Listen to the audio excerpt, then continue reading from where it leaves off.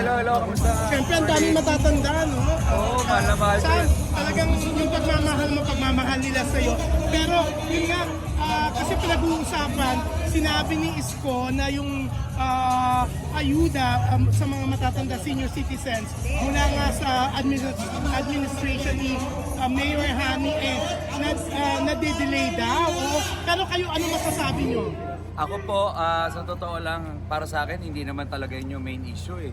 Kasi kung yung delay lang ng allowance na 500, napakaliit na issue yan para sa akin. Ang issue dyan, kulang na kulang yung 500. Kaya nga ang gusto natin gawin niyang 2,000 buwan-buwan para sa mga senior citizens, sa mga lola at lola natin, pati ho sa mga PWD natin. Yan po dapat ang binibigyan natin ng pansin, hindi ho yung delay. Kaya siya gustong tumakbo, kaya niya gustong bumalik. Napakababaw po na rason yan. Ang kailangan natin ay mas mataas na allowance para mas makaraos, mag-survive. Yung mga lolo't lola natin na walang trabaho, na nasa huling part na ng buhay nila, na sana mabigyan sila ng konting kaligayahan at kaginhawahan. Katulad doon ng mga ginagawa natin ngayong araw, binibisita ko ho yung mga lola't lola sa buong Sampaloc, Distrito 4. Dala ho yung mga serbisyong binibigay natin dati pa po. Katulad dito mga mobile clinics na to, mobile butika. Ito mga mobile clinics na to, nandyan na po yung mga x-ray, ultrasound, ECG, medical check-up. Mobile butika, nandun na rin po yung mga gamot na kailangan nila. Maintenance medicine na libre. Lahat po yan galing sa sarili nating bulsa. Lahat po yan ginagawa natin dati pa. So yan ginagawa natin para ipakita na kung kaya namin gawin sa sariling bulsa, dapat kayang gawin tong serbisyo na to diretso sa mga tao para hindi na sila nahihirapan. Actually yung 2,000 na allowance, ginawa na rin namin yan monthly po sa barangay namin sa Sampaloc. Nagbigay na ho tayo ng 2,000 para rin ipakita sa kanila na kaya naman gawin kung gugustuhin. Pero sabi nga nila, pag ayaw gawin, maraming dahilan. Pag gusto, maraming paraan. So, I love you po, mga lola at lola ko, mahal na mahal ko. Ito yung nagbibigay sa akin ng lakas ng loob. At kaya ako sumisipag araw-araw eh. Kasi nag-iiyakan, nag-yakap sa akin. Talagang, kaya sabi ko, tatatuin ko po ng tama ang ating mga lola at lola dito sa Maynila. Samia, nakakatuwa na para ka rin si Willie. Yung mga matatanda talaga, yun ang una, di ba? Sino bang hindi talaga mahal ng mga lola at lola, mga nanay at tatay nila, di ba? Ito yung mga nagpalaki sa atin, ito yung naghirap para sa atin. Kaya para sa akin, kailangan mabigyan talaga sila ng pansin.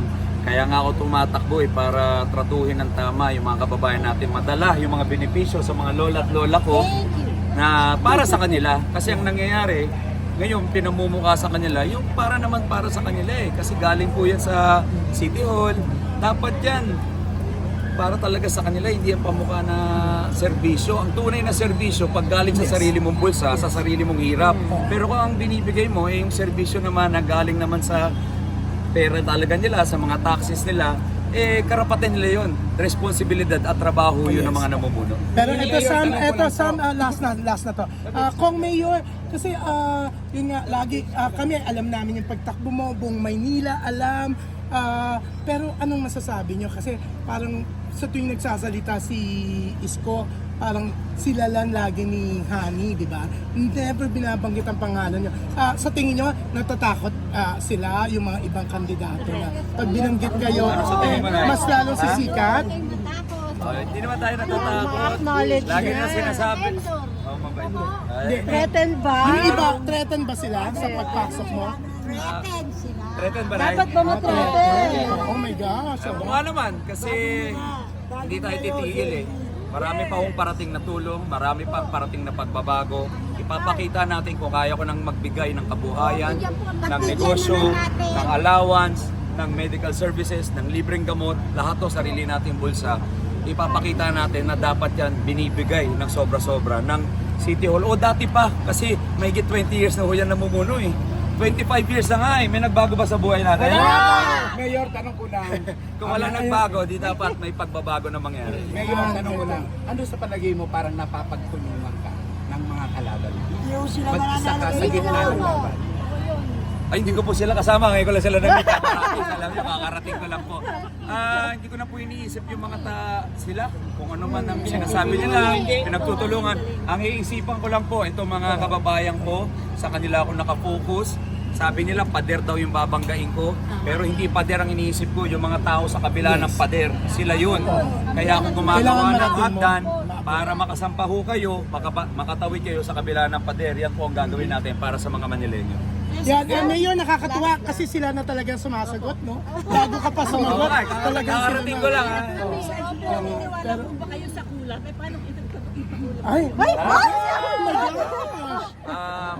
Nay, anak po ako ng Diyos, tama ho kayo. Para doon niya sa mga gumagawa na hindi maganda. Kung puro kabutihan at puro pagtulong ang gagawin mo, wala kang dapat ikaabangan.